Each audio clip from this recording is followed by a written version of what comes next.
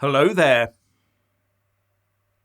No sooner has Elon Musk got his feet under the top desk in Twitter than a Brussels commissar is poking him with a big EU stick.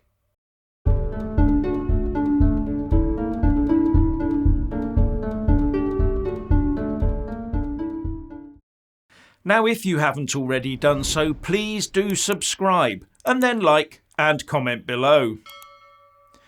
So the purchase of Twitter by Elon Musk for $44 billion appears to have ruffled the feathers of the Eurotocracy. Because no sooner had Musk sacked loads of the top staff and tweeted over his newly acquired platform, "The bird is freed," than Thierry Breton, the EU Internal Market Commissioner, was sending out what looks like an ominous instruction by tweeting, "In Europe, the bird will fly by our EU rules." So he thinks that the EU can control everything that is seen on Twitter throughout the whole of Europe, which does of course include the UK. Now, I don't remember Breton feeling the need to warn Twitter like that before. Do you? Has he sent similar to YouTube or to Facebook? Or is this all about worries that Musk might not continue the left-leaning good works of the previous Twitter administration? Have Musk's previous pronouncements on total free speech upset the EU SSR commissars? Is Brussels scared of an imminent Twitter wild, wild west operating within their realm? And reinstating Donald Trump to Twitter won't have helped, will it? Are the Eurocrats worried that the EU left wing will no longer hold total sway over Twitter output? Could it be that the emerging right in places like Italy and Sweden will start to get equal say now? Quelle horreur! Will there be more anti-EU content on Twitter? Will this make it harder for the anti-Brexit Twitterers to make their case heard? No more Twitter lefty echo chamber? Well, maybe not, because Thierry Breton followed up his tweet with another one that included this video of a meeting between himself and Musk in Dallas back in May this year. So we are in Austin together with Elon Musk. Thank you very much, Elon, for welcoming me. Thank you. Most welcome. And of course, we discussed many issues, and I was happy to be able to explain to you the DSA, Yes. a new regulation in Europe. And I think that now you understand very well. It fits pretty well with what you think we should do on a platform. No, I think it's exactly aligned with my thinking. I think I very much agree with. It's been a great discussion, and I really think. I agree with everything you said. Really, I think we're very much of the same mind, and I think just anything that my companies can do that would be beneficial to Europe, we want to do that. I just want to say. No, thank you very much. That's again a good example. That when we see that it could be some differences, especially when we are speaking things so important for our fellow citizens, Yes. as in life and the digital space, the best is to come and discuss. This is what we did. And I'm happy to see that we align. Sounds good. Thank you very much. Thank you very much. Thank you. All right. Very strange. But the implication appears to be that in his first tweet, Breton was just relaying what Musk had agreed to do earlier in the year. And that is to abide by the EU's new Digital Services Act, due to come into force as early as next year, with all its rules on content moderation harmonisation and something called societal accountability.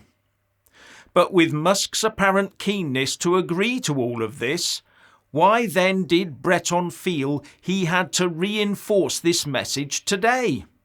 It all sounds a bit OTT to me. So within the confines of the EU, are we going to see Twitter still sail on as a cancel culture tool for the left to apply to their right-wing adversaries? Will the pile-ons against advertisers that don't toe the Marxist line on Twitter continue? Will the leaders of EU member states that refuse to embrace the so-called progressive woke culture be given the Trump treatment at the behest of the Brussels elite? Well, that's up to them, of course.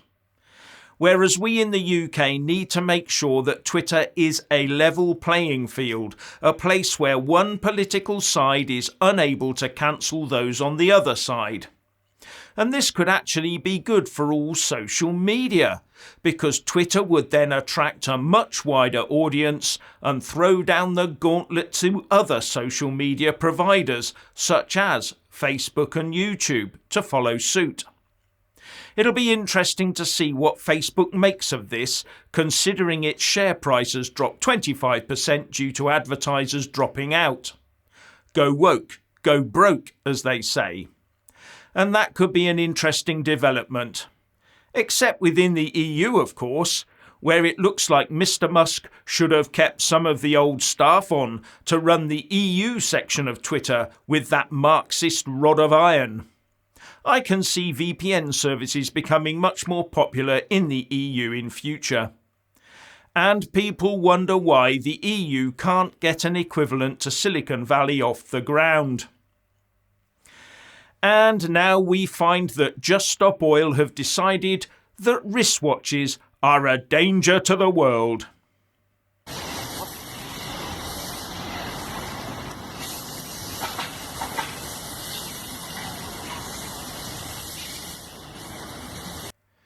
But what gets me is the sheer arrogance and entitlement as they go about doing this, knowing that there will be very little comeback.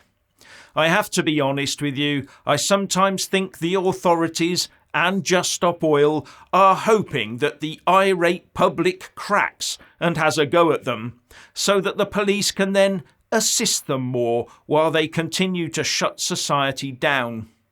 So, however angry you feel, don't let them win by doing anything silly. Now, Rishi Sunak has also been out and about upsetting people. He's got the Green lobby all in a bother, because he's decided to stay in the UK and sort out the domestic cost of living problems rather than jet off to join the great and good in Sharm el-Sheikh, Egypt, for the COP27 climate change conference from the 6th of November to the 18th of November. Not only that, he also sacked the COP chairman, Alok Sharma. And the lefties and eco-loons are all out there in a meltdown, calling it a dereliction of duty, etc., etc., etc., saying the PM should be out there showing leadership. Well, he might well be showing leadership. He's not adding to climate change by getting in a jet, is he? And he's also not mixing with the wealthy and powerful at what is really just a big, expensive bonanza of a political shindig. A massive ego ride for the virtue-signalling hypocrites. Lots of jets, big cars, expensive hotels, top-notch nosh and pricey booze.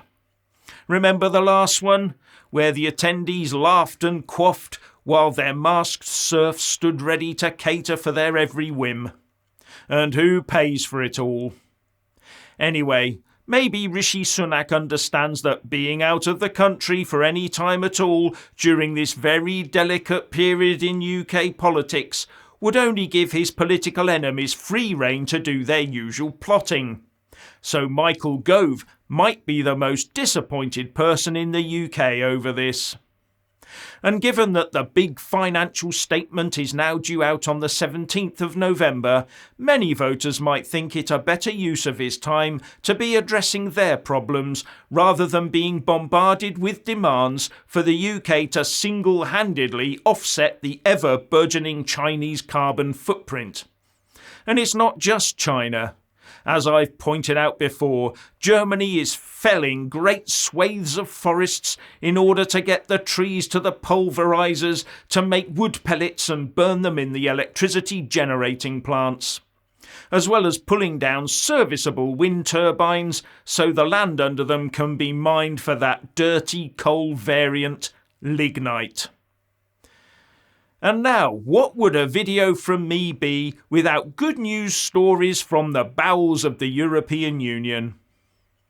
So here we go.